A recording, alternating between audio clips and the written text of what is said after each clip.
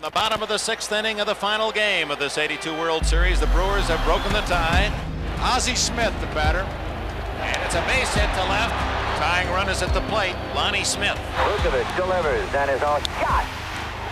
Ozzie and Lonnie are in scoring position. It's in 5 and the bases are loaded for Keith Hernandez. Hernandez comes up in the sixth inning, big situation, facing his boyhood opponent, Bob McClure. We grew up together in Pacifica, California. Played against each other in Little League. Hernandez on his birthday. All the candles are lit for him. Bases full. That was probably the most pressurized at bat of my life. Into right center. Base hit. The game is tied.